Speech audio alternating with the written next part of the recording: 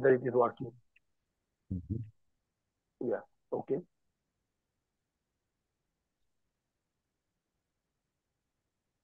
I hope it works. Whether it is working. Okay, so it's up on Yeah, okay. YouTube. It is streaming. I hope it works. Whether it is working. Yeah, yeah, Okay, it has so started it's up live on streaming. Yeah, okay. YouTube. It's working actually. Yeah, fine, fine. Yeah. So let me share the live stream once because it has started.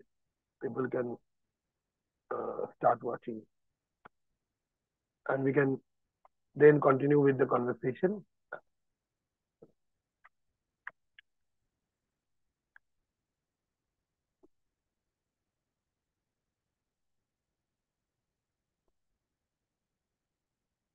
Yeah. So we can start the event now, I guess. Uh, and today's event, uh, like Garbage and After, uh, which is which centers around uh, Shayan Dey's very interesting book, Garbocracy Towards a Great Human Collapse. Initially, it was planned to be uh, like conversation, discussion on Shayan's book, but I think the impact of Garbage and After, we have titled it like that, Garbage and After, a Posthuman Conversation on the Wasted World of the Anthropocene. I think that this is a theme and an issue which requires a kind of engagement, amalgamation, uh, a kind of formation of bonds, conversations, uh, instead of uh, giving it a kind of unilinear direction of one person speaking. And very interestingly, another book which will also be very important for this context, Westocene by Marco Armiero, who is also with us today. So that book also, he's a discussant, but I think we will also discuss his book to some extent because it overlaps a lot with Shayan's work, and we can have this collaborative kind of conversation and open it up for the discussion later on, where other people can also join and give their ideas, opinions on garbage, which is a global, issue right now. It has been a global issue right now, always as well, as I think, because the question of waste, the question of garbage, the question of rubbish, ruins, is something which is very primordial to our identity. We can come back to later. I can give my ideas later, but just to begin with, so we have with us Shayan Dey, who is an assistant professor of English Studies at Bayan College, Oman. And we have with us Marco Armiero, who is a research professor, Institute for the History of Science, Autonomous University of Barcelona, and ICRA, Catalan Institute for Research and Advanced Studies. So I just introduced the speaker, and uh, without any further delay, I would like Shayan to make his interventions, give his ideas about his own book, and maybe also the after, that is garbage and after, as we have uh, named this conversation. So, what is the impact of his book? Why he has written this book? In what context it can be discussed? And what could be the possible afterlives of this book? We can speak for some time, and then we can have Armiero on board to carry on with the discussion. Thank you. So it's up to you, Shayan, right now. Thank you so much. I mean, at the outset, first of all, I deeply appreciate Dr. Sengupta for introducing the discussion space so well. And I mean, I give my heartfelt gratitude to each and every one of you, Professor Banerjee, Dr.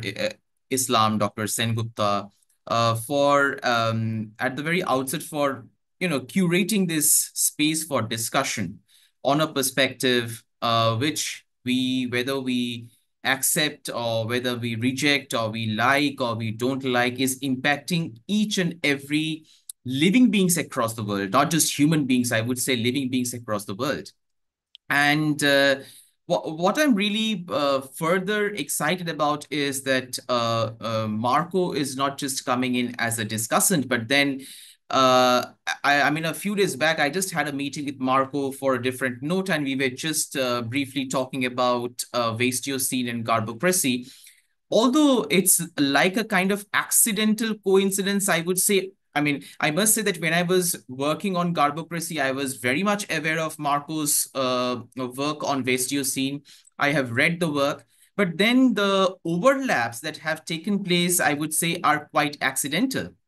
But again, I think somewhere, somewhat, the moment I say it's accidental, I also feel somewhere a part of me is refuting against the word accidental, because right now we are living in a time, in trying times, where waste is just a part of our existence.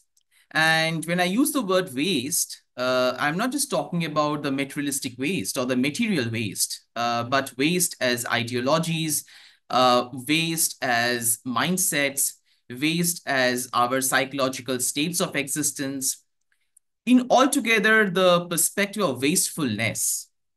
And when I was writing this particular book, and most importantly, what I will try to do is, rather than really discussing the contents of the book, I would like to draw all of us attention towards the backdrop, the various backdrop perspectives that have provoked me to write this work. And it is a set of various forms of personal and collective experiences, I must say. In the Bengali language, which is my mother tongue, and which I believe more or less, apart from Marco and Jonathan, I'm presuming, is everybody's mother tongue who are all present here in the room today. We use this word called Jonjal. Jonjal is the Bengali word for waste. Now, there are many other words we use for waste, but Jonjal is a very common word we use for waste. But what is interesting is, when I grew up, and I'm sure many of us who grew up, we have heard the word Jonjal being used in other dynamics as well. We may have heard it in the context of used to designate the cultures of certain communities. We may have heard to designate certain kind of food and culinary cultures. We may have heard this word to designate certain races. We may have heard this word to designate certain gender communities and several others. So altogether, Jonjal or waste, I grew up with this word in different dynamics and perspectives. And I think when I reflect back, that why exactly would I frame a work around Garbocracy, or how it sort of got entwined with my daily ways of experience, I think this is one of the many reasons what have made me believe that garbage is such an entangled part of our regular existence. And today, again, when we talk about the political conditions, and since this book centers on India, because the instances that I centrally put forth in this book are very much centered on India, so I'm trying to bring forth instances from India, but we can widely apply in the context of South Asia as well. It may be applicable to some conditions in different contexts in some other parts of the world as well. So talking about this perspective, we see that today the kind of political ideologies that get unfolded widely across the country, whether we are talking about right-wing ideologies, whether we are talking about the ideologies that are centered on communal fractions, on cultural fractions, or religious fractions, which on a daily basis keeps on reducing certain communities, certain cultural practices, certain ideologies, certain knowledge systems as waste. Because they do not conform to the majority or the major popular ideologies of a particular state or of a particular nation. So the association of waste with our contemporary existence, especially coming from India with our existence across India, is something which we cannot ignore right now. I mean, this is not again a contemporary phenomenon. I mean, we have been sort of entangled with the physicality and the ideology of waste for generations. I mean, even if we go back to the pre-colonial times, we can give endless example with caste and religious conflicts. In the colonial times, we can talk from the colonial perspective about the racial dynamics, the cultural dynamics, the ideological dynamics. In the contemporary times, we can talk from the capitalistic perspective, from the political perspective. But I have always strongly felt that waste is a very very strong and not an ignorable part of our existence, something that is so deeply rooted in our existence. And this is another essential factor that deeply contributed towards the production of this work. And in my work, as I talk about Garbo pedagogies, I talk about Garbo curriculums, I talk about Garbo politics, I talk about, garbage in the form of generating other forms of waste as well, wasteful mindsets, how they are connected with religion, how they are connected with the material waste. And it's not something that I intended to make it look very clear, because our entanglement with waste itself is not a very clear-cut process. It's very confusing. At times, it's very seductive. At times, it's very nauseating. At times, it's very attractive. At times, it sort of makes us feel distanced. So the experience of our entanglement with the waste is itself generates a lot of confusions and a lot of directionlessness. And I think that particular dynamics I also wanted to highlight in this particular work, because we have to understand that if I am accumulating and throwing off waste from my house, it is not just an act of disposing of. It's not just I am just being casual of disposing of the waste. There are, whether I am conscious about it or I am unconscious about it, that's a different story. But there are multiple underlying, in the Indian context, we always have the caste, so I would use the word caste. Then we have cultural, then we have political factors and various other factors. In fact, let me give a very concrete example right from my locality where I stay in Kolkata, in the city of Kolkata right now. Every day, it's quite interesting that every day, whenever I will visit my home and I will wake up, the moment I go to the balcony and I would look down, I would see that heaps of waste have been collected on the roads. I mean, they have been thrown away from the adjacent houses and right in front of our houses. And not just in front of our house, but also in other people's houses as well. Now, one question that always troubles me, that why would I like to make my locality, make my surroundings unclean? Because at the end of the day, it is affecting me, whether it is affecting me visually or aesthetically or from the perspectives of health and hygiene. Why would I do that? And often, we have tried to come together to sensitize the people, to tell the people how they how they just hurl their plastic packets from their terraces or the balconies right out into the street without really caring about the essentiality of maintaining hygiene or the value of the environment, is causing harm to our own self. And they would often come up with this justification that if we are not making the roads unclean, then what role the municipality has to play in the public cleaning processes. Now, for me, this statement, this sort of mindset is not a casual mindset. Because when I investigate this statement through the lens of society, through the lens of culture, through the lens of traditions, through the lens of attitudes that we have problematically inherited across generations, we see that a majority of the people who are working with the municipality as public cleaners, they are mostly outcasted people. Those people who have been historically regarded, especially widely in the Indian sociological system for sure, but specifically in the Hindu cultural and caste system, as someone who are discardable, who are not required for the society, who are only meant to clean and collect and feed on dirt. So this mindset somewhere, like expecting that the municipality cleaner's work is to do the dirty job. And if we don't create that dirt, so what job they have to do has to do vastly with this sort of inherited and the entrenched caste mindset, the class mindset that we are often not very conscious about, or sometimes we are also conscious about, but we still love to live with them. Now, another interesting aspect from the same locality, which also sort of highlights the politics of waste, and then probably I'll stop and then I'll move to you, Marco, to listen to your thoughts and perspective, is where we also used to see, and it is from the time of COVID, when we were, I'm giving this example from the time of COVID, when we were completely stuck at our homes, right?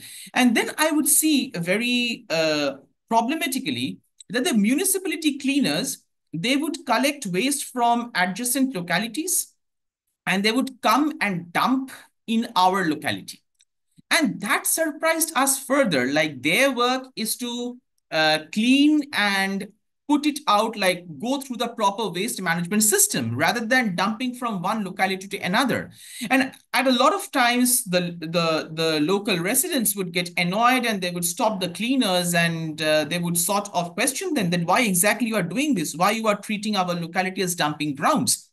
And surprisingly, they would say that we cannot do anything. That is what the municipality has told us to do. And we were further shocked. Like, why a municipality will tell this to do? And then obviously we raised complaints, we wrote letters, we sent it to them, we met them in person. And one thing they say to us that first vote for us and then expect services from us. So basically, to give a further context, in our locality, usually the majority of the people vote for the oppositions who mostly lost to the present government. And now it is a way for us, it is a justification for them to penalize us through treating our locations as dump yards. And which also shows that how just, cutting a long story short, which also kind of can be understood as an instance of how waste is also politicized. The accumulation and disposal of waste has to do with vote bank politics, has to do with political ideologies and propaganda. And similar kind of things we would see because for 10 years, I was in a city called Varanasi. In different locations, we would see how dumping of waste in certain localities was widely and obviously not officially, but silently underlined by caste, communal, and cultural factors, based on which how certain localities were required to be clean at the cost of treating certain localities belonging to low caste communities or outcast communities or certain religious communities who are not really treated as respectful and as human in our country, were regarded as the best places to treat them as dump yards. So all of these, and there are many other instances that basically come together and have shaped this narrative, this condition, this perspective of garbocracy, which I think very much deeply connects with your book, Marco, as well, with Waste Your Scene, because your book, very much centered in Italy, also vastly talks about these intersections, obviously from different perspectives, from different contexts. But I think one thing that really is very much common in these two works is how waste, if we really have to address the problem of waste, its root not just lies in its materialistic appearance, but in a lot of its invisible or, invisibilized perspectives that are not very much, that usually don't feature in our daily discourses, but then they are very much there and they are very difficult to locate. But somewhere, somewhat, we need to locate those intersections to address the waste problem that we are talking about. I think I'll stop here and maybe Marco, if you can take over.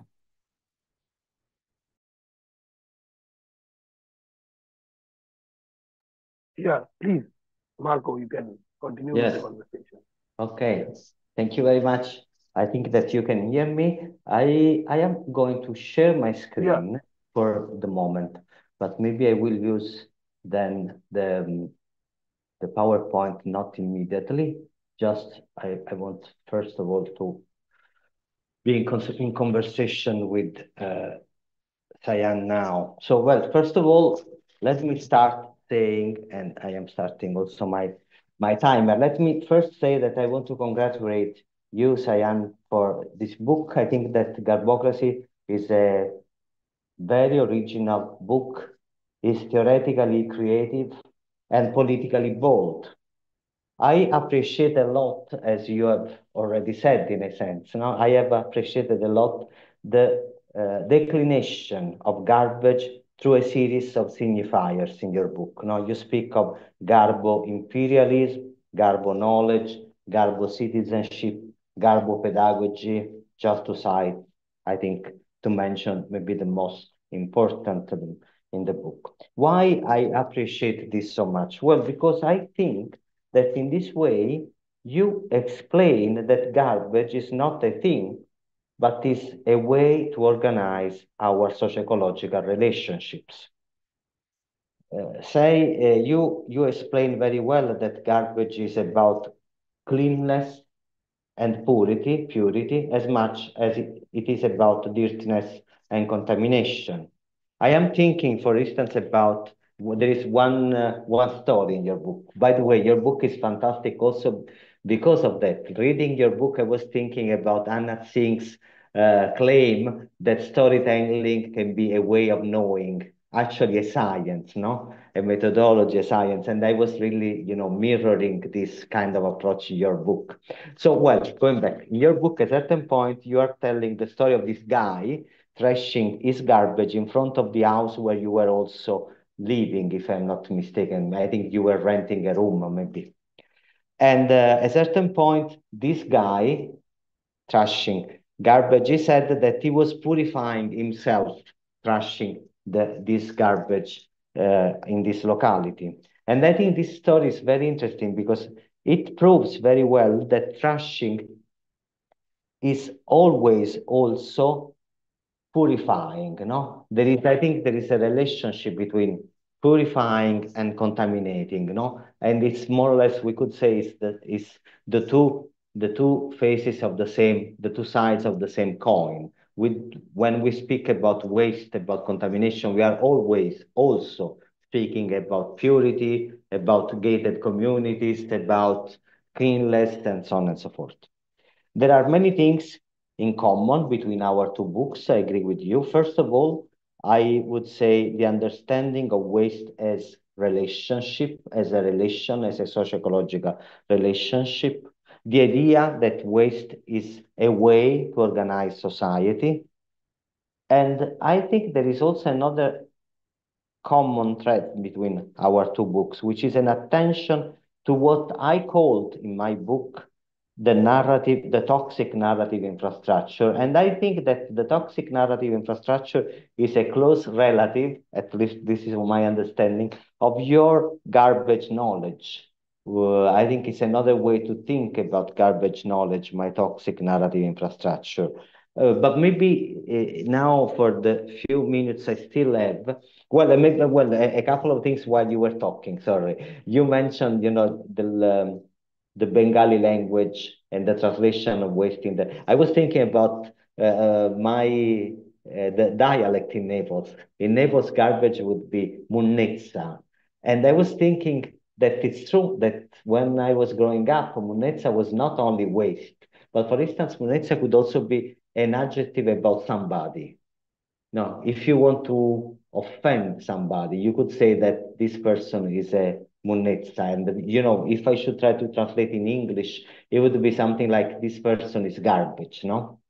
And munnezza could also be a way to describe a neighborhood. Now, if you want to say that a neighborhood is in very bad shape, you can say that that area, that district is munnezza, which means literally is garbage, is trash. So I was thinking about, and it's true that we have a different religious, political, and cultural context, no way. But I am thinking that there are also so many things that are similar across cultures, across religions, across political context. Because the idea that the idea that working with waste is not a job but it's an ontology. It's making you waste. Is common in the Brazilian case that I described. It's common in the Bosniak case that I also described. So I think that even if there are so many differences, and we could say that we are up very much apart, we could also see a lot of commonalities between our cases. But anyway, if I can say just a few words about my own book, so just to also see this overlapping that I have just described now. This is the book I am talking about, Wastocene, that Wastocene was published by Cambridge University Press, and then was translated so far in Italian, in French, in Spanish, in Bosniak, Croatian, and Serbian, is now coming up in Chinese in April, and in Portuguese and in Indonesian, hopefully by the end of the year. My book, I am talking about Wastocene. In this sense, you see a difference with Garbocracy, because I am entering in the Anthropocene debate. When I was entering in the debate, the Anthropocene was still more or less here. I don't know if you are following the Anthropocene debate, but at a certain point, the geologists decided that actually we cannot talk about an Anthropocene era, but maybe this is a bit irrelevant for us, for humanities scholars. I believe that the narrative about the Anthropocene is still here and it's very present beyond the decision of art scientists. There are a lot of critique of the Anthropocene. As you well know, probably the most important is the we of the Anthropocene. We humans have become a geological force able to change the planet. Well, as you might imagine, many of us are a little bit skeptical about this we. We don't see a we, but we see actually, as also you were saying, different classes, castes, genders, localities, histories. The other critique about the Anthropocene is also, I think, an idea of a global narrative that is very disembodied, that is not really related to anything that is happening to us. So many other labels have been created. Probably you are familiar with Capitalocene. So we are not in the Anthropocene, but we are in the age of capitalism rather than in the age of humans. And the Wastocene is a parcel of this global critique of the Anthropocene narrative. And well, the Wastocene is not the age of waste as a thing, as I have said so far, and we agree on this completely with Garbocracy theory. It's not a fancy academic word to speak of the dirtiness of our city, because the Wastocene is actually the age of wasting relationship. And wasting relationship, what are wasting relationships? Wasting relationships are socio-ecological relationships that reproduce profit through othering and extraction. The antidote, we could say the forces against the wasting relationships in my book are the forces of commoning, from commons. But commoning is not a thing, like wasting is not waste as a thing, commoning is not commons as a thing, but is commons as a set of socio-ecological relationships, again, that reproduce community through caring and sharing. So you have wasting versus commoning. And I have more or less 5 minutes here now. So what we can see is that the wasting relationships, they produce two different kinds of toxicity. On one end, the deepening of capitalist relationships within the fabric of life, in the bodies and the environment, producing toxic ecologies at the service of private profit. So I'm building here on necro-capitalism and, of course, on necropolitics by Achille Mbembe. But what is relevant for me is also this second aspect. So wasting relationships, they also they generate and maintain toxic narratives. That is, narratives that silence injustice, impose an official truth, and erase any possible narrative. This is what I call toxic narratives, and toxic narrative infrastructure. And I think that it's very similar to the garbage knowledge, the Garbo knowledge that say you have been talking in your book. Now, in the book, I also presented a series of snapshots of these wasting relationships. Here, there are just all of them in one slide. I will not talk about them, but I mentioned Cancer Alley in Louisiana, where the legacy of racial capitalism and plantations is overlapping, I would say mixing up with the monoculture of petrochemical plants now between, as I said, between New Orleans and Baton Rouge. Then I mentioned Rio Doce, the mine disaster in Brazil. I mentioned Agbogbloshie in Ghana, which is a gigantic dump of electric and electronic waste. And then in the end, I dedicate one chapter on my hometown, which is Naples in southern Italy. And I work on Naples through basically three cases, which are two epidemics, two cholera epidemics, one in the 19th century and another one in the 20th century, in the 1970s.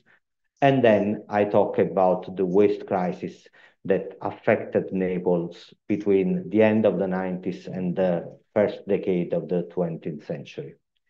Now, let me dedicate the last 3 minutes. I have to say something about guerrilla narrative, no? Because if we are talking about a toxic narrative infrastructure, we need to think about which kind of counter narrative we can mobilize. In my book, I speak about guerrilla narrative. Guerrilla narrative works within and against the toxic narratives that constitute the toxic narrative infrastructure, while the toxic narratives constitute the narrative infrastructure supporting othering and oppression. Guerrilla narrative sabotages the infrastructure and fosters alternative memories and counter-hegemonic ways of reproducing them. And this slide is my last slide. And here you see a few examples of these guerrilla narratives, of these counter-hegemonic narratives that are trying to sabotage the toxic narrative infrastructure. Because the toxic narrative, the problem with waste is that the victory, I would say, that of waste is that you are not only affected by waste, but you believe that you are waste. This is the toxic narrative infrastructure. If you live in a neighborhood where everything is falling apart, it's your fault. If you get sick because of your job, you didn't deserve anything better. If your kids are not studying at Harvard, Yale, or I don't know, another top school, well, it must be that you have done something wrong, right? This is the way in which waste is transformed from a way of exercising oppression and power to an ontology that is saying that you are, I would say genetically, using a little bit a strong word, but you are inherently at least waste. And those are some examples of how we can actually sabotage this toxic narrative infrastructure. Amianto, which in Italian means asbestos, is a toxic autobiography of a worker who was killed by asbestosis, so by his own job. Toxic tour is another way for subaltern communities to counter-react to toxic narrative infrastructure. A mural, as the one here in the slide, can be a way to tell a different story about gentrification in a working class neighborhood in Barcelona. Or I also mention here my own project, Toxic Bios, which was a project in which we collected the toxic autobiographies of people around Europe, telling their precisely toxic story. The statue is another way to think about a toxic narrative infrastructure. This is a statue in the Netherlands. It's a statue of an army soldier who was involved in the colonization of Indonesia and a very strong and violent repression. And there is a statue of this guy in a city, right? And so, for us, it's a question, it's an open question. What do we do with the toxic narrative infrastructure that is defining our public spaces? And I think that I could stop here with my presentation. And I want to thank you for this opportunity. Thank you, Armiero. It was really very interesting. And energetic deliberation, a lot of things to ponder. I'm sure the members present here from Indian Posthumanism Network have many things to say. Particularly, maybe they can also focus on the posthuman connection of waste and garbage and its political implication. So I would request Professor Debashish Banerjee, who teaches at California Institute of Integral Studies, who is the founding member of our organization, to give his comments, because he also needs to leave by 1 hour. So I hope he can make his comments, deliberations, arguments, and we can discuss for a while, and then others can also give their inputs. Debashish, please. Thank you. Thank you, Shamrat. And thank you so much, Shaun and Marco. Both your books were fascinating, and as was your presentation right now. And I will be brief. I really enjoyed both your works, and really from the viewpoint of a perspective to look at our times. As Marco points out, it's an alternative to the Anthropocene or the Capitalocene. We may even call it the Ideologocene, because in a sense, as I look at both your works, the contemporary problematic of garbage and what you call, Shaun, garbocracy, the way we configure our commons as a garbage commons, you may say, right? It's so, when I was reflecting on it, I feel it is so tied up with the notion of ideology. Capitalism itself is a hidden ideology in a sense, so because it's a central signifier which organizes reality around itself in terms of hierarchies and exclusions. So the waste paradigm, or the epistemology of waste is, and the ontology that results automatically from that, is endemic to our times.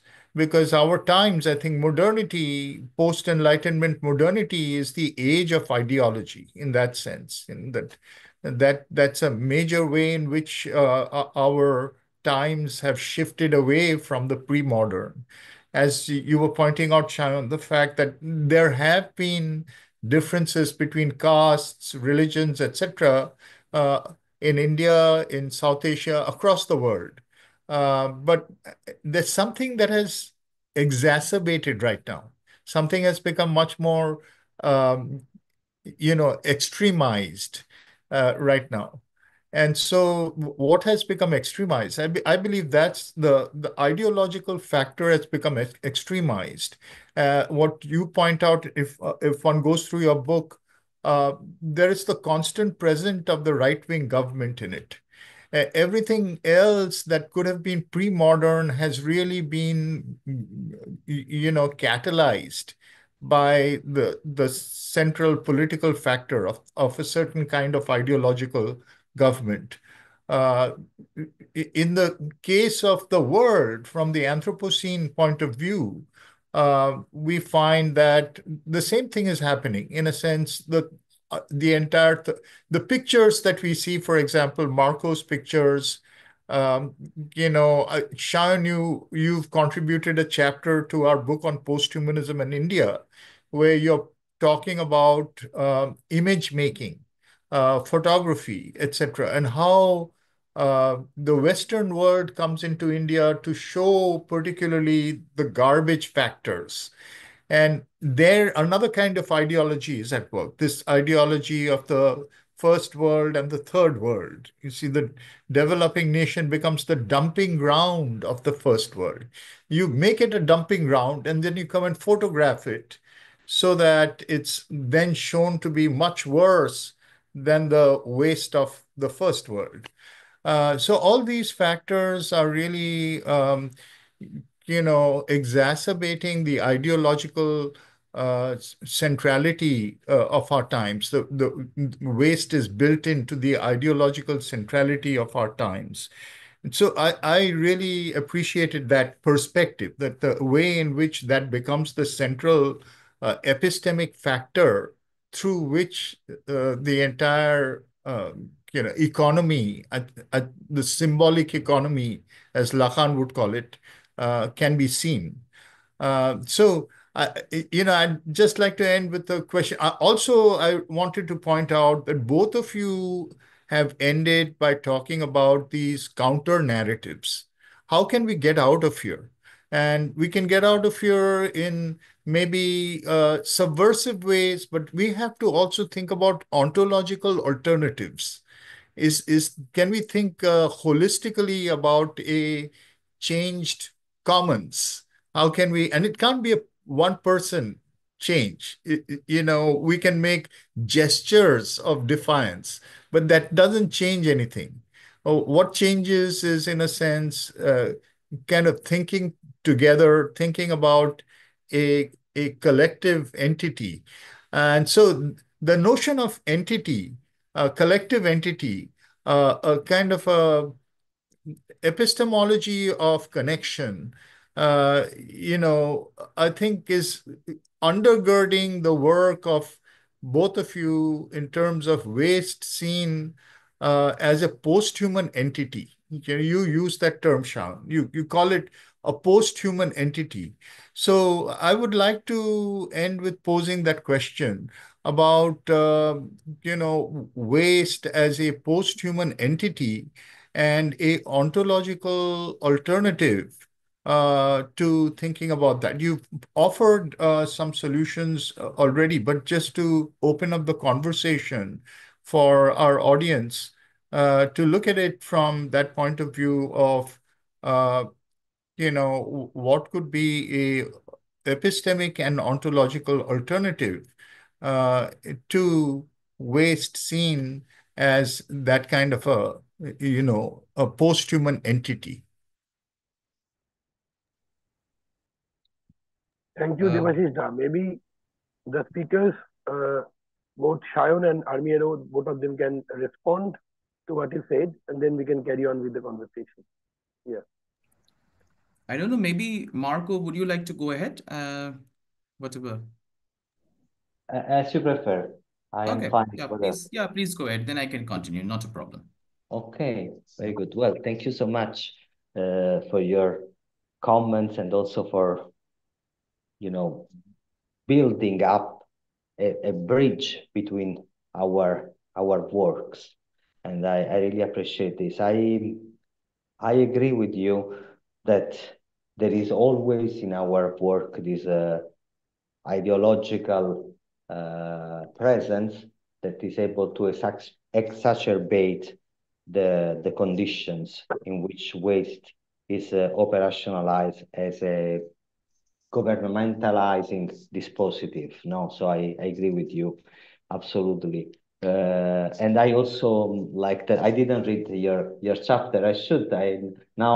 You should please tell me the title afterward of this new book. And I am very curious about this idea of the dumping grounds, and then first the global north is dumping and then goes there to make pictures. This spectacularization. This was very present also in Italy, and there is a fascination with waste and with the waste apocalypse, especially if the apocalypse is never here and for us. No, the apocalypse is always somehow in another place. No, I am quoting here also from the Invisible Committee. No, when the Invisible Committee is saying that in the global north we love to speak and imagine the apocalypse because it's never talk about us. It always talks about somebody else. And generally, the apocalypse is also, when it touches us, is a way to build an emergency, dispositive that is generally narrowing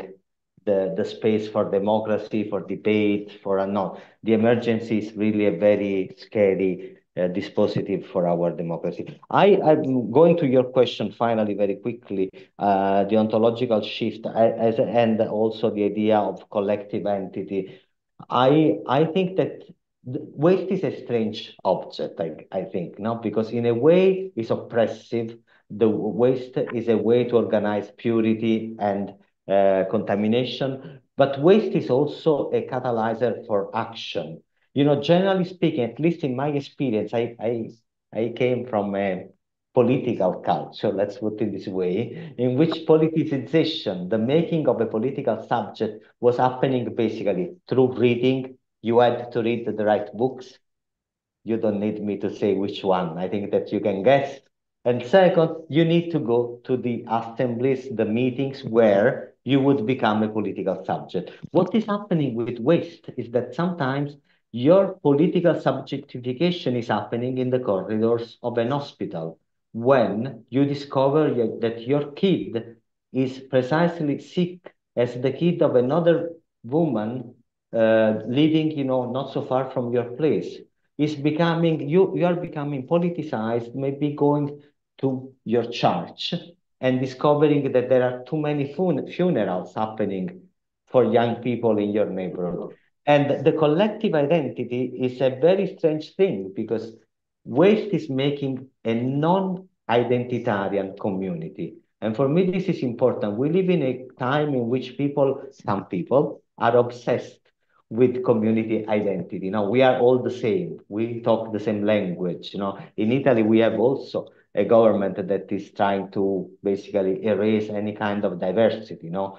And so this is very scary. For me, waste offers also the possibility to build a community that is actually made by the struggles. You became a community because you discover that you have been oppressed. I don't know. You could call it class consciousness.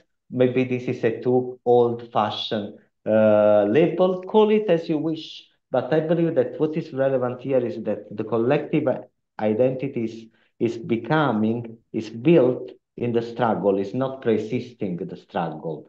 And this can also build very, how can I say, very distant kind of relationship. I remember, you know, people, a certain point in Naples, in Italy, there was a visit from an indigenous activist from Standing Rock in North Dakota. No, you remember the pipeline, the protest against the Dakota pipeline. So you see this connection merging different struggles because, you know, you feel that this global waste is oppressing and I would say benefiting people all over the world. And we need epistemic alternative, I agree. And I think that we need alternative in which we discover that the politicization is not happening here. You know, it's something all made of words, of reading, of books, but it's something that is also, you know, embedded in the experience of being contaminated, of resisting, of try to build a different kind of community. Thank you. Thank you. Sharon, please. Yes. Yes. No, thank you so much, Professor Banerjee, for summarizing and, as Marco rightly mentioned, for bridging our work so well, and not only doing that, but also opening up a very essential avenue of conversation, that is the ontology of waste. And it's such a difficult, complicated, but such an essential aspect to think around because, and along with what Marco has put it out so wonderfully from his context of his work and political affiliations and also political works and perspectives. I would add on to that by sharing how it is difficult actually to, first of all, understand what do we mean by the ontology of waste, especially because this ontology is not accumulating overnight. This ontology is accumulating across generations. Going back to that one particular instance, I say that how the word Jonjal, the Bengali word for waste, has been sort of integrated in my mind from diverse perspectives. And we use it very casually, especially when we speak in the Bengali language, our mother tongue. We use it very casually. We would often discard a certain idea as Jonjal. We would certainly discard a certain person as Jonjal, or we would discard a certain person with a certain physical or anatomical appearance as Jonjal. So we use it very easily and very casually. And when we are trying to look into the ontology of its usage, that how it becomes so easy, so casual, so much unconsciously, I would say, entrenched within our conversation. I think we have to go back to all of those histories and social and cultural perspectives and various other perspectives that have contributed towards the evolution of using waste as a linguistic entity, using waste as a lexical entity, using waste as a syntactical entity, and how much it has got so deeply entrenched within our mindsets that even we don't realize, as Marco was rightly pointing out, that it is in our mind. How waste is created in our mind is something that we hardly talk about. And that intersection, because things apparently may not appear to be directly related, but this whole element that I need to make my surroundings dirty because there is a group of historically produced discardable community who are meant to clean the discards of the public. So if we are not creating that scenario, how is it possible to sort of make that activity happen? And when we look into this dynamics, it is a deep down ontological dynamics, because it is this problematic mindset that how waste is getting produced within our mental spaces, within our mental commons also, I would bring into this narrative, that which normalizes in a way, not just a particular act, but through a particular act, a problematic social hierarchy, a social setup that has been one of the many causal factors for creating these eventually garbage ideologies, garbage pedagogies, garbage curriculums, garbage attitudes, garbage body languages, all rooted to this garbage mindset. I mean, this is something you have picked up such an essential point, Professor Banerjee, that we can go on and on. I mean, one example, obviously, Marco rightly mentioned that if you are not qualified from a Ivy League university or a Russell's League university or one of those, elitist, so-called accepted elitist university, probably in a lot of, not every, in a lot of academic, or let's not even talk about academic, in a lot of knowledge-producing spaces commonly, you don't deserve to exist. You have no right to exist. You have no right to voicing. Aren't these a way of discarding or making certain ideas, certain knowledge systems, certain approaches and attitudes and thought processes discardable? Even with the sort of censorship that is happening with people who are voicing in favor of Palestine in the United States, we can even bring that instance as well, where how certain faculties, certain staff members, certain students are just being thrown out, their visas cancelled, their salaries stopped, their fellowships stopped, their identities of being professors are being taken away because they are supporting Palestine. And if you read through the letters, like I know recently, just a couple of weeks back, I had a conversation with someone called Professor Michel de Graaf. He is from MIT, from the Department of Linguistics, and his identity of professor has been taken, and now he is represented as professor at large because he have been voicing out. He have designed a course on decolonization of language, linguistics, and Creole by keeping the Palestinian cause at the forefront. Not only that, his course was cancelled. He was not allowed to deliver a course. He will say that he is not qualified to deliver a course. A linguistics professor who has been teaching there for 21 years in the linguistics department, a specialist in linguist and Creole, has been disbanded as not being qualified, as someone who is just rejected. We can disqualify. So this notion, this ontology of disqualification that comes to the forefront with certain ideologies and perspectives, I think, again, deeply ties down to our wasteful mindsets. Now, the bigger question is, again, the question I'm asking, because I'm just loudly thinking. This question is not a solution. Probably we don't have an easy way solution for sure.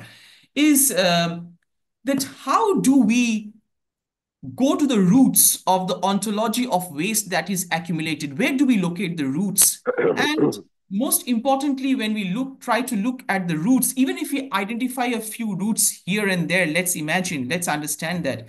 How do we dismantle that? Because we have accumulated these wasteful mindsets across generations. How do we dismantle that? Where should we start? I think these are also some of the questions probably Garbocracy is trying to ask. These are some of the questions probably Garbocracy, Wasteocene is trying to ask.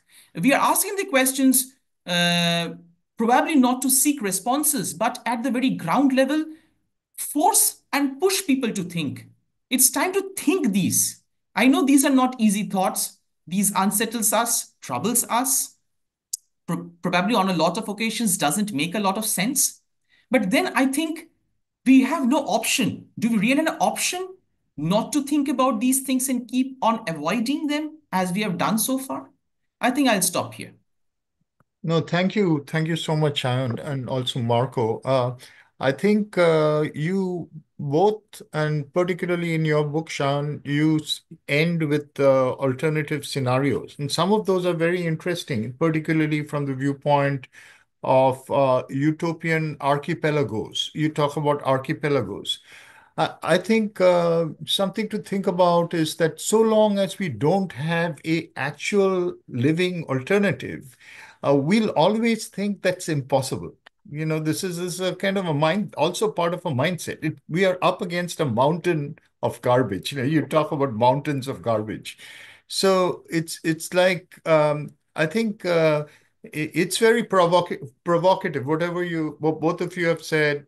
And I agree, one has to kind of think through these problems, think about these problems, be exposed to them, have the lens of theory through which you look at it, which helps to understand it. But also, I think the alternative solutions which can form archipelagos of certain type of utopia, I think provide the living solutions that can actually catalyze another mindset and another ontology over time.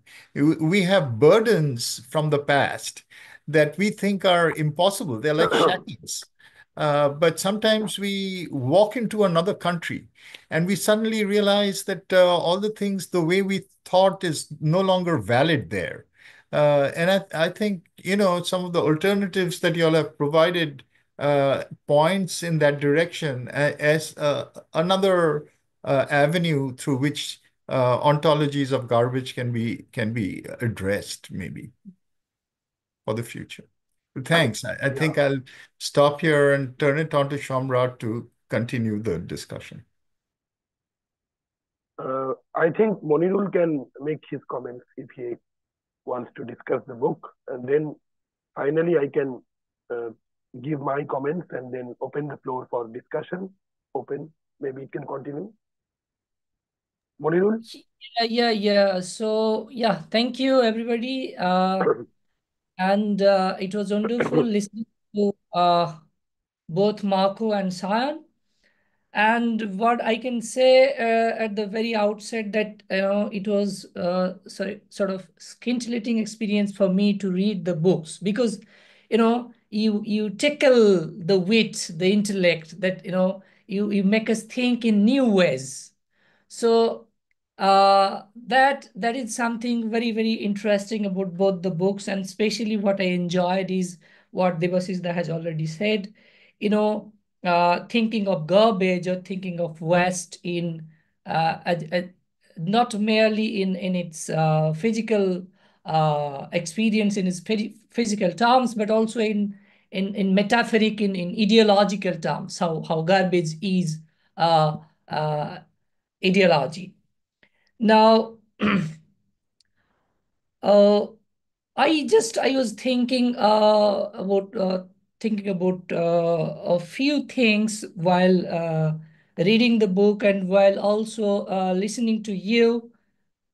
But before that, one more thing that I would like to talk about is that both the book are very strongly political. I mean, they're very strongly political, and uh, Sion, I would say your book is a daring one, given the given the current context. So it's and it's a very strong critic of the current regime, and you know we live at a time when intellectuals or any form of dissent is facing all form of suppression, and in fact I call it a time of intellectual precarity, where intellectuals are rendered precarious in the society that we live. So I appreciate, I really appreciate, your courage in coming up with such a critique. Uh, Now, the other thing is, both the books and very interestingly are grounded. I mean, they're engaging with the real, with things that are there. They are not narratives from some high tower. So that the grounding of the books, something that I enjoy, and because they are grounded, I think they become a sort of critic of sort of grand narratives, including if we say Anthropocene as a sort of grand narrative uh, that is not, as Marco was saying, is not paying attention to the local, the immediate, and say, quote unquote, the real. It is lost somewhere. We are talking about Anthropocene, but if we really want to address the issue of Anthropocene, then we have to get back to the local. We have to get back to the grounded experience. So that is something I enjoyed about both the books. But then what I was also thinking is whether, see, we can't deny the Anthropocene. So the Anthropocene is there. So I was thinking that how garbage or waste uh, can be connected to the notion of Anthropocene, especially in the sense of Anthropocene as capitalocene, and the culture of consumerist capitalism, or the culture of consumerism, and the waste that it produces. And there is one thing that I was thinking of. The other thing that came to my mind, that both of you have been talking about, how some people, some spaces, some places, it may be the toxicity uh, that leads to, or the toxic narrative that leads to the rejection or discarding of certain people, certain localities, certain groups. Now, whether we can think of this, uh, uh, extend this notion of discarding to the non-human, to the non-human forms of life, to the non-human animals in particular, because primarily you see it involves what you can say endemic to this rejection is the politics of othering. So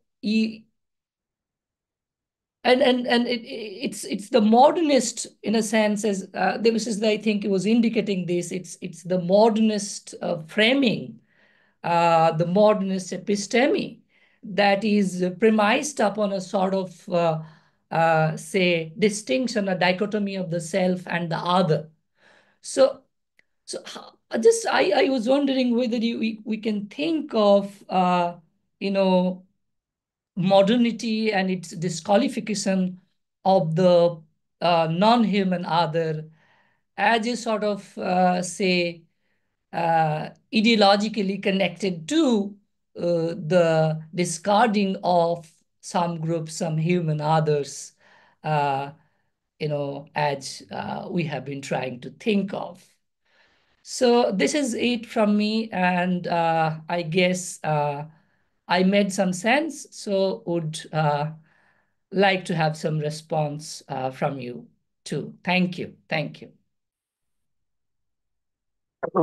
Hello. Yeah. Would you like to comment, or I can make my comments and then open it to discussion, because Debashish was about to leave. What do you suggest? Sure. Sayan? Please go ahead, Dr. Sengupta, and then we can We come can with take the- them together. Yeah, maybe. Sure. So, what is most interesting and enticing to me for both the books, when I read both the books, Westocene and Garbocracy, which is very much evident from their titles themselves, is that they have a broader framework of understanding life and existence as such. Because for a long period of time, which is the kind of accusation which Dipesh Chakraborty makes when he writes his two books on Anthropocene, that our focus was on the fragmented history of the post-colonial world, where people are struggling between themselves on the basis of caste, class, religion. And the post-colonial historiography, even the feminist historiography, talks about the negative voices being brought up, a particular kind of framework which is very, very contextualized. Post-coloniality is a global framework, but it is very temporal and spatial in some sense. But what I can understand is that Westocene and Garbocracy, this broad framework of West studies, is something which is beyond the local, which is at the same time local and the global, and they bring the two ends together. Particularly when I was doing this studying and building up a framework along the lines of David Christian, who talks about big history or universal history, there can be a possible way of return of the universal history in terms of the construction of the West and garbage. And as we can understand that unlike the position which Dipesh Chakraborty takes, and I find it very interesting when Armiero says that, Westocene is a kind of grand narrative, new grand narrative, which has the possibility of silencing the fragmentation. So this kind of binary working at the same time between the fragmentation narrative and the universal narrative is something which actually both Garbocracy, when you talk about democracy, existence as a form of government, as a kind of governmentality, is a kind of Garbocracy, and also Westocene instead of Anthropocene. It can bring the two ends of the political and the ecological together in an entangled way. And sometimes the categories losing their identity. So, the ecological question is at the same time deeply political, ideological, social, and it also depends on our ways of seeing and silencing and forgetting and construction of meaning. So this kind of paradigmatic understanding of life and existence is very important. And what I find, another thing which I find very, very enticing is that the possibility of understanding waste, the creation of the waste and the production of the waste. And I think this is an underlying assumption in both the books, but it could be foregrounded. Maybe you can think of this in your later work, both Armiero. To some extent, it has come up, but it can be developed. Is that waste is something, it has come up in the initial sections of Armiero's book, that the creation of waste is deeply connected with life itself. Waste is not distanced from our body. Our bodily existence is very much mired with the waste, because without the waste, life is not, a kind of binary opposite to waste. The biopolitics can also be thought of as a kind of wasteopolitics at the same time. We call it necropolitics or thanatopolitics, but it is also wasteopolitics. And when I was reading this discussion by Armiero on the cemetery, the Italian cemetery, which remembers the people who have died in a disaster, and the kind of reconstruction of that cemetery in order to erase those collective memories. I was thinking of cemetery or the funeral spaces, the burial spaces, as a space which is a kind of close encounter between the human and the non-human, and also the human dead body, or the dead body of the animal, the inorganic existence of the being, which is also a waste, which actually very conspicuously points out, because in the context of caste studies in India, because from the ancient, and that is how it is becoming paradigmatic, because the division of the caste is dependent on what are the things which are impure, which are untouchable. And the Dalit identity, the identity of the marginalized man, becomes equated with the dead body, the wasted food, the wasted objects. They come into a kind of ensemble. They become a part of what is rejected, what is untouchable, what is converted into a kind of homo secur, which should be removed outside the space, mainstream space of being and belonging. So, waste, not only the byproduct of capitalism, but waste as a byproduct of our essential beings and identities. And in that sense, Sayan, your book, which addresses garbage in two senses, which I find very interesting. It does not take a kind of fixed position where you say that garbage is good or garbage is bad, but it becomes a part of our being and belonging. Because when you talk about garbage, garbage is, on one hand, is something which we discard from our modes of thinking. On the other hand, we have this garbaging of things, like the political ideologies which act as a garbage, which are meaningless, which are, to borrow the words of the philosopher Harry Frankfurt, is a form of bullshitting, which we see every day in the internet, the creation of false meanings, false ideologies. That is a kind of a real kind of garbage. So when meaning is produced, garbage is also produced, noise is also produced. When modes of being and belonging is produced, this is a universal phenomenon which always happens, and we should be conscious about it. I think that is how both the books are connected and significant. So these are more or less my comments, and we can, you can give your comments now. Yeah, thank you.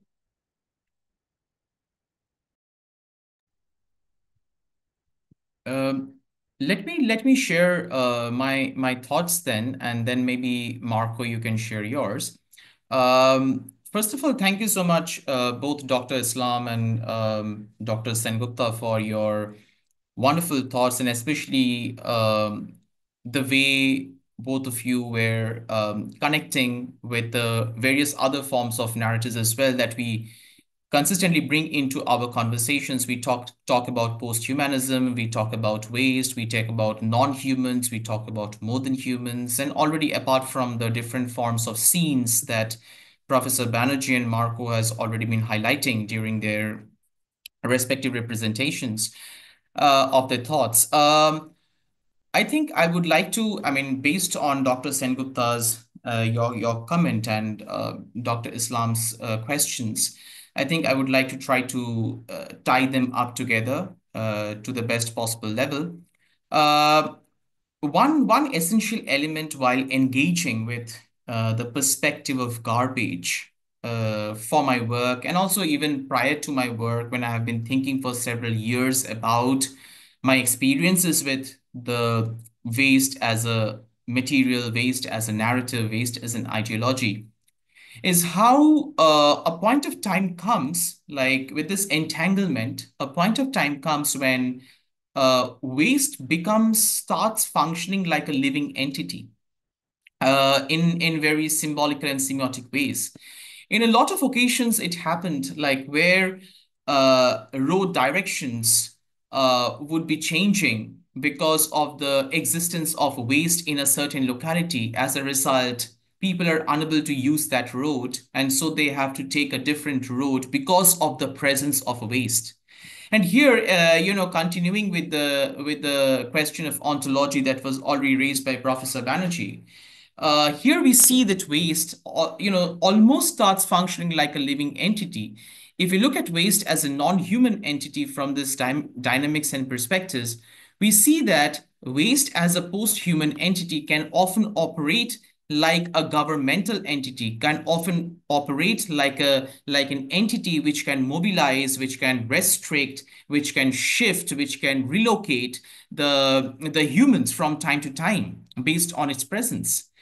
Waste as a post-human entity can be an essential agency of resistance as well, where I think it's not just relevant to India, but across different parts of the world, where waste has been used as a tool to block the road and prevent the invasion of capitalistic enterprises, where, often many local communities, often indigenous communities, would use garbage that have been deposited by the capitalistic enterprises in the locality to block the roads and to prevent those enterprises to invade and take over their locations, take over their lands, take over their places.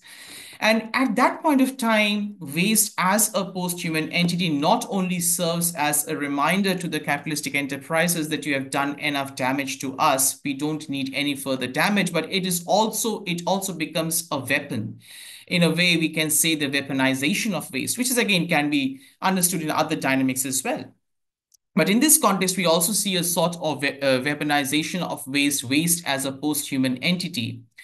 And here, I think when we look at the narrative of Garbocracy, because before Garbocracy, I wrote this short article called Garbo Imperialism, where garbage becomes like an imperial entity. Its identity becomes like an empire. It starts functioning like an empire. It dictates. It governs, it mobilizes, it controls the thought processes and the movements and the actions of the humans. And I think all the works that we have been talking about and referring to another interesting work where we can understand the seduction of waste and waste itself being a capitalistic entity, waste itself being a capitalistic trap has also been very well talked by uh, Edward Humes in his work Garbology, the first time when the word garbology as a word came into being, and then we have been using a lot these words across diverse narratives. And Edward Humes talks about this whole concept of disposophobia, or the fear of disposing. And we see today that one of the many damage that capitalism has done to us is this extreme fetishism towards hoarding objects. Even during the time of the outbreak of COVID-19, we were hearing complaints and challenges across the world where people, irrespective of the requirement, out of fear, they just went into the shops and they were just hoarding and piling objects. And I think if something ever exists like the post-COVID times, then after that, I think in our respective localities must be knowing, at least I know, must be knowing a lot of households who have like huge jars and stocks of hand sanitizers, which are of no use now, which have gone by the expiry date, which have been disposed of now because they're of no use. People just went frenzied and they created a whole a sort of hoarding of hand sanitizers. And it goes with a lot of other objects as well, with a lot of food items, with a lot of other sort of usable items, which have been thrown away because their expiry date was gone. So this frenziness that waste has created within us can't, and in such a scenario, can we deny that how in these sort of circumstances or in these sort of conditions, waste becomes a regulatory entity? So my understanding of waste in a post-humanist lens, or waste, or the connection between waste and post-human, would see waste itself as a living and governing entity, and very much tying to the question of invisibility. And I think waste very well invisibilizes itself as a governing entity, where we often don't realize how much in our daily lives we are governed by waste. Today, we are talking about plastic waste, how plastic waste is invading our food systems, how plastic waste is invading our living existence, how plastic, from microplastics to large size plastics, is just a part of our ecosystem. Whether we want to be away from plastic or not, that doesn't really matter in the current times. So in terms of plastic waste, this could be one example. There could be several other instances as well, where historically waste or scrap metals and other forms of scraps have always been a massive resource of financial generations or finance generations across the world. And it still continues to be the whole debate of the global north flushing waste into the global south and other sort of instances, where here again waste becomes a regulatory entity, like a post-human, but like a very much a living regulatory entity. And I think some of these dynamics can be taken into account to understand how waste is not only just that it can operate like a post-human entity, but at the same time, it can function like a living governing entity. And when we talk about garbocracy, we just not talk about humans as, producing garbage like governing systems, but waste itself becoming a governing entity and treating humans like waste. There is an other way around complicated structure as well. Maybe Marco, you can share your thoughts. Okay, thank you. It's hard to recap. There are so many things, but first of all, many thanks to Professor Islam Sengupta for your comments. I agree with what you said, Professor Sengupta, now that ours are both political ecology of waste. Now, you said that there is a very strong political understanding of waste in our books, and I agree with you, because waste is often, framed as a technical problem. No, we see waste around us, whatever kind of waste we are talking about. It can be, urban waste. It can be also contamination, industrial waste, and so we need technical solutions. We need techno fixes. No, waste is not. I mean, many times you really hear people, especially politicians, but also experts, saying, well, there is no room for political debates here. We need to find a solution. And it's fun in a sense, no? Because basically you don't need, there is no space for political discussions. And then how can we find a solution, no? A solution that it's a solution addressing the very roots of the problem. I believe that many times the solution that they are looking for is not a solution to the issue of the production of wasted communities, but it's an issue to separate the community, those communities from the rest. Many times when they're talking about a solution, they are talking about, well, we don't want to see this. We really need to make this invisible. We really need to have a wall separating this reality. And this is why these realities, the dump and the rest, you can say, the paradise and the inferno and the hell, if you wish.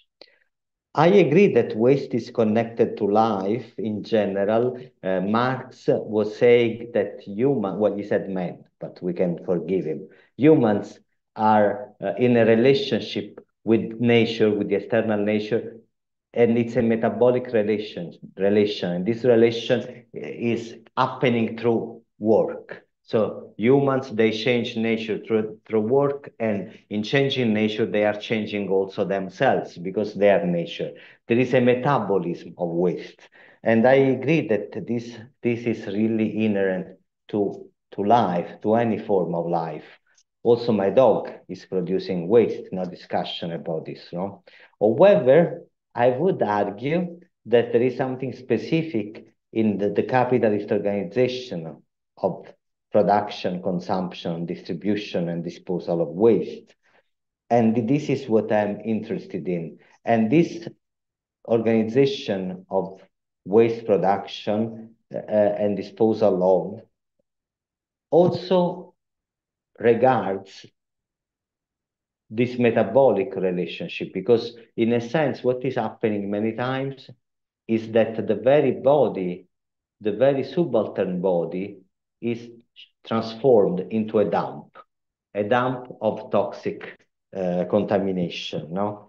And I think that this is relevant to understand. So it's well, once some colleagues, environmental humanities colleagues, they told me that contamination, well, yes, that contamination toxicity does not exist, because we all are contaminated. We are all, toxic, and this person was mentioning that, with the analysis of the hair, this person discovered that there was some traces of toxicity. And, I am sorry to say, but I disagree, because what I believe is that purity does not exist. I agree. Purity is a racist, tainted word, but toxicity does. Toxicity does exist, because otherwise, why I don't want to live in a favela in Rio de Janeiro? Why I don't want to drink from contaminated water from a shanty town in Argentina, or a refugee camp in Syria or in Turkey, if there is no toxicity. No, toxicity exists. What does not exist is purity, and I can agree with this. But we cannot put aside the very fact that toxicity is something real and is affecting people on different community, on different level. Then we can go to the question of the non-human, no? And how much this organization of discarding is affecting the non-human. And there is no discussion that the othering process, if the othering process is at the very essence producing the ultimate other from us, well, of course, the non-human is the ultimate other from us, isn't it? If we think about the ways in which we produce our food, especially, in terms of animal production and so on and so forth, of course, we are talking about the ultimate others. However, and this is a question for all of us, for all of us, you might disagree with me, but many times I wonder, what does it mean to be human or to be non-human today? And I don't know, maybe I am I hope that I am not offending anyone, and it's really not my intention, but, I have a dog. My dog has a European passport because, in order to travel in Europe, every pet needs a passport. And my dog has, the dog used to have a Portuguese passport, then a Swedish one, and now a Spanish one. My dog does not risk to die in the Mediterranean. I think it will be very unlikely that my dog will have this kind of risk of condition. So I wonder, is it the passport what is making us human? What is really the ultimate, things label that is making a difference between the human and non-human? So I mean, I don't know. I don't want to. With this, I am not denying the extreme othering of animals in a pig farm, or I am not saying that. But sometimes I'm wondering if we should also be a little bit bold and saying that we have not a clear division between who is human and who's not. And the problem of, maybe the last thing I want to say is the problem of scales. Of course, the waste scene is very local. For me, it's a point. It's not just local, it's embedded, embodied. The waste scene is something that you will read in the books. The Anthropocene, sorry. The Anthropocene is something that you will read in the books. The Westocene is something that you have been breathing with air. You are ingesting it since the breast milk. It's something that enters in your room, that is with you when you're working in the factory, and so on and so forth. However, I would also challenge a little bit the division between, the global narrative of the Anthropocene and the local narrative of the Westocene, or maybe Garbocracy. I don't know. I don't want to speak for you, Sayan, but I am wondering if it's also a little bit a trick, because, a great narrative is about the global, but can be also very parochial. I have read, global history of the world that were so global Western centric that it was laughable to think that there was anything global about this. And sometimes I have read the very local history of a community in a place which was so global because it was connected. So I think that the challenge here is to think not so much in terms of scales, but in terms of connections. And then you can write a history of Houston, Texas, as a global history of a petrol city. And then you can write a very local history of Europe, forgetting that there was something called colonialism. And it's not a joke, it happened. So I don't know, maybe I didn't answer to any of the question, but I want really to thank you because they were very important to me. And especially this, I am really struggling with this, tension between an anthropocentric approach, which is my approach. I wouldn't deny it's also, I said this in the book. I am really thinking about, the subalterns, the working class, yes, the oppressed communities, but also I have a tension towards try to think about the liberation, which should be a multi-species liberation, no? Because capitalism is oppressing the subaltern and the non-human at the same time, no? Thank you, Shayan, and thank you, Armiero. I think we are already running out of time. Maybe we can have one question, if you allow, or it will be late for you. Yeah. Maybe one question from anyone who is there today in the Zoom meeting. I have invited one of my colleagues who has also worked on West, Shubhendra Bhaumik. He is there. So, Shubhendra, would you like to ask some questions or make some comments? If you are there.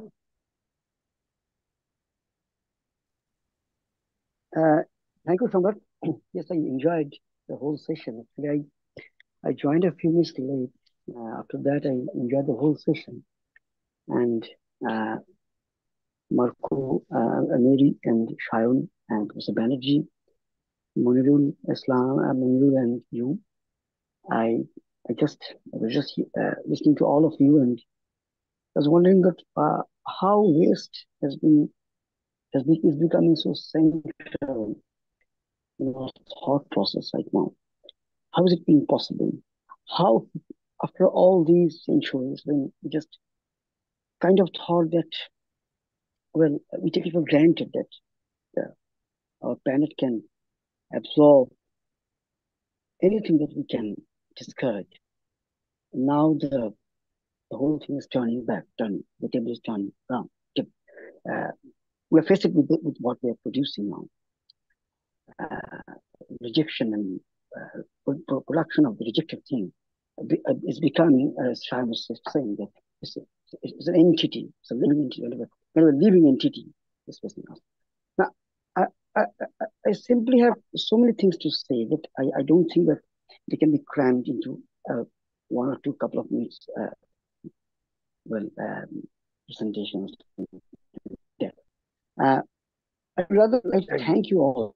And just I want to make a very brief point before finishing that. Well, should we consider it as post-human, or should we consider it as a logical conclusion of human? And sometimes human beings, when they are going away from the kind of a natural nature, and entering more and more into the domain of culture, or rather, I don't think culture is the right word here. Artificiality to a certain, to a very vast extent. It's not culture actually. It's some excess. It's some caricature. Do we think that post-human? Should we use always this post-human term, or rather, we should? Is it a kind of? Is it not a kind of escapism or fatalism to use Anthropocene or post-human? We are humans.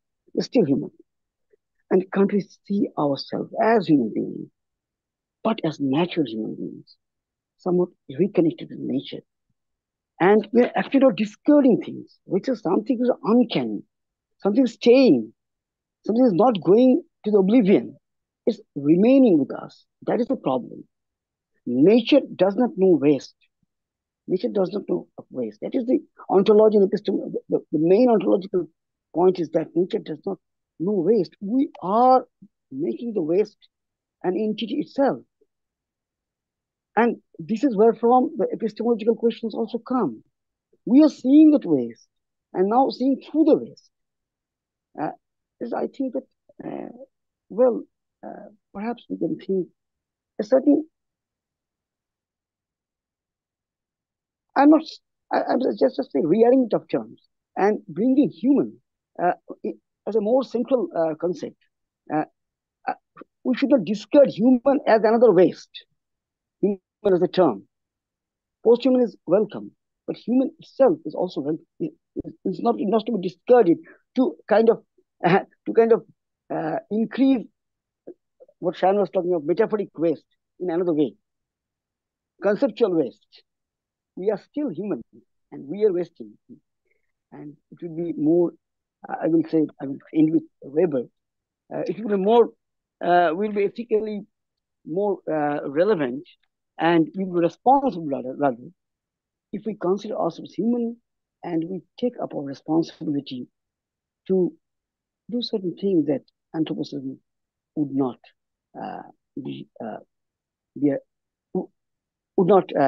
usher in at least so fast and so rapidly. Thank you very much. Thank you, Shubhendra. Yeah, you have something to say, please. Quick response. Yes, thank you, Professor Bhowmik, for your perspectives. There was a slight glitch. I don't know if it is on my side. It was not There was a clear glitch from my side, but whatever I could gather from whatever I could hear, I think it's a wonderful question, especially towards the end that you have raised, especially, and I think it's very much connected to what Marco was just sharing, that how do we even first make the categorization, like the post, the pre, the human, the non, the more than. I mean, these categorizations are very fluid, very problematic, very challenging, and obviously these categorizations emerge from certain socio-political vantage points, which we often don't take into consideration when we indulge ourselves in these sort of categorizations. So I'm very much conscious about the fact that in my previous response, I was consistently referring to waste and post-human, waste and post-human. But when I was talking about waste and post-human, I was trying to see that when I was trying to see waste as a living entity, like a human, but not really like a human being, whether when we talk about the anatomy, when we talk about the biology, but then often waste becomes more powerful than the humans. And I think this confusion itself, when I'm responding this, it is generating a lot of confusion. I think this confusion itself is the root of this categorization. Like, we are consistently oscillatory, in a very oscillatory state. Sometimes we are talking about more than human, sometimes we are talking about non-human, sometimes we are talking about Anthropocene, sometimes we are talking about post-Anthropocene. And I think this confusion ties to what we have been talking about in garbocracy, and I think also probably, again, Mark, I'm not trying to speak on your behalf, but just taking the liberty to include into the conversation the perspective of Wasteoscene as well. I think it talks about these confusions, because before we come to a conclusion of what is post-human, what is human, because still now we are doing a lot of work in the segment of post-humanism, in the segment of humanism, in the segment of Anthropocene, post-Anthropocene.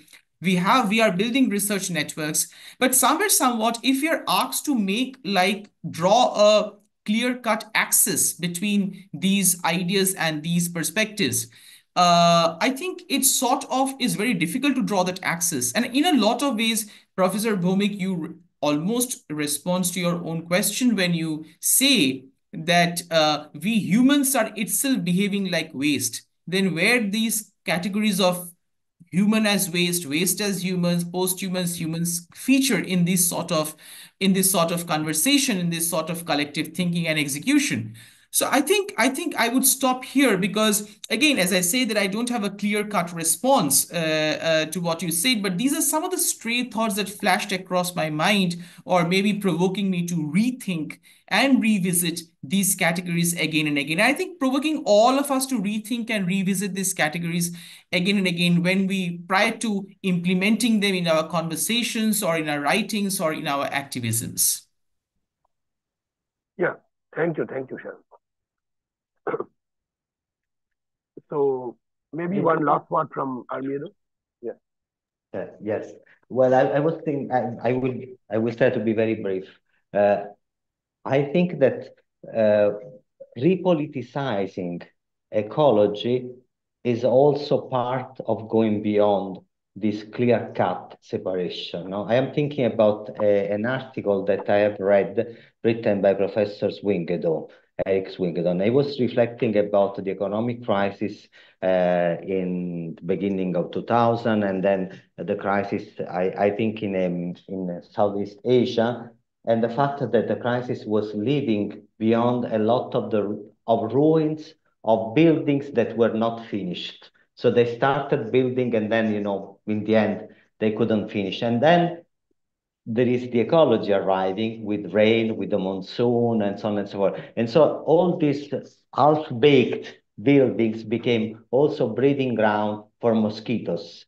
And there was, a huge infestation, and, also a public health crisis, and so on and so forth. So why I'm mentioning this very specific example? So what are we talking about? Are we talking about an economic crisis?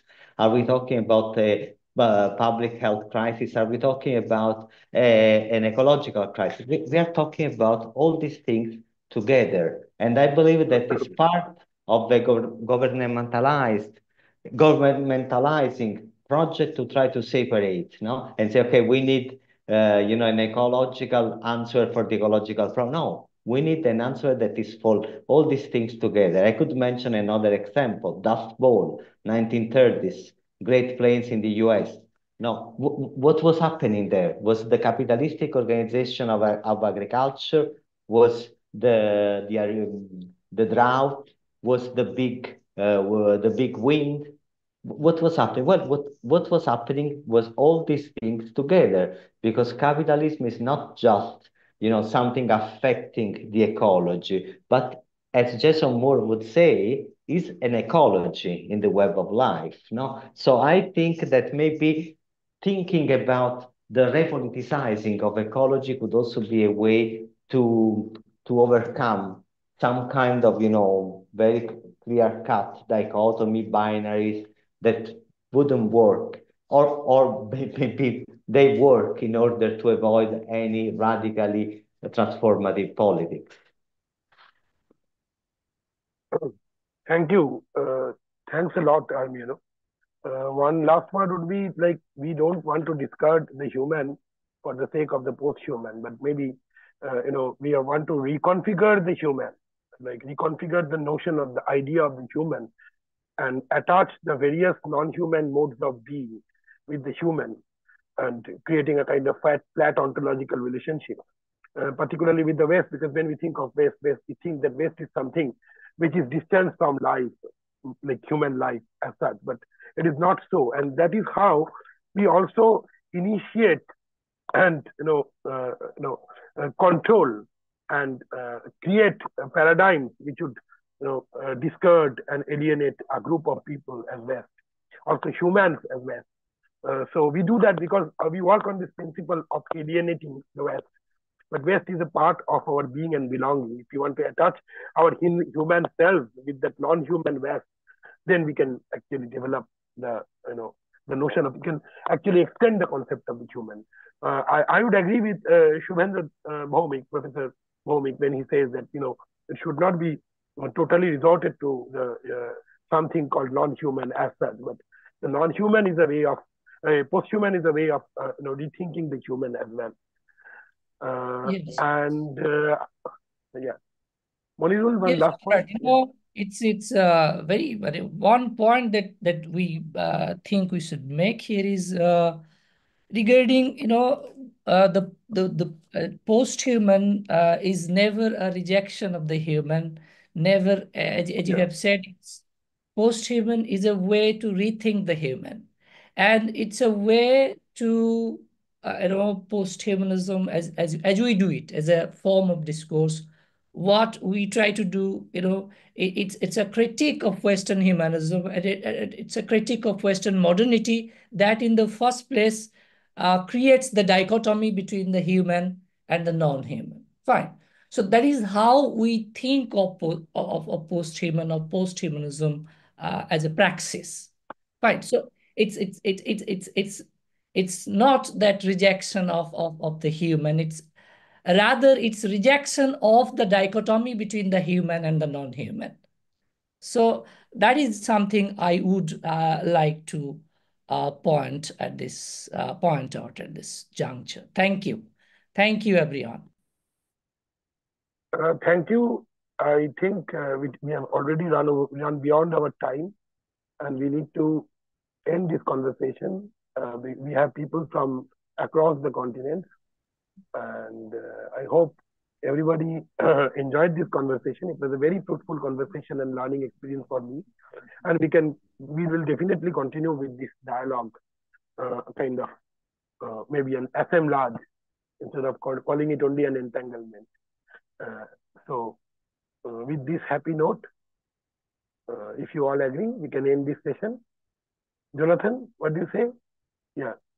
And thank you. Thanks to all of you, Professor Sengupta, Professor Banerjee, Jonathan, Professor Bhaumik, Marco, Professor Islam, for your wonderful thought sharing. And I think it's just opened up so many powerful and thought-provoking avenues to ensure a continuity of this conversation. I think which is at the very least what we can do is to ensure that this conversation just doesn't end up with one book talk or with one publication, but it continues across different platforms and spaces. And thanks to all of you for creating that space. Thank you so much. Thank you. Thank you so much. And thanks for the responses, for all of your responses. Thank you very much. Thank you. Well, thank you, Shubhendra. Thank you. Thanks everybody Thank you, for being here. Thanks. I encourage everybody watching this to subscribe to the Indian Posthumanism Network YouTube channel, as well as check out the website that we have, posthumanism.in, and we'll continue to populate these places with posthuman creativity and discourse. Yeah, thank you, Jonathan. It was really kind of you to host the entire session and help us so much. Thank you. You are a part of us. So thanking would be something. Jonathan did have special but even then, special thanks for you. Yeah. Always happy to help. Okay. Thanks everybody. Thanks, Marco. Bye. Thank you so much. Thank you for having me.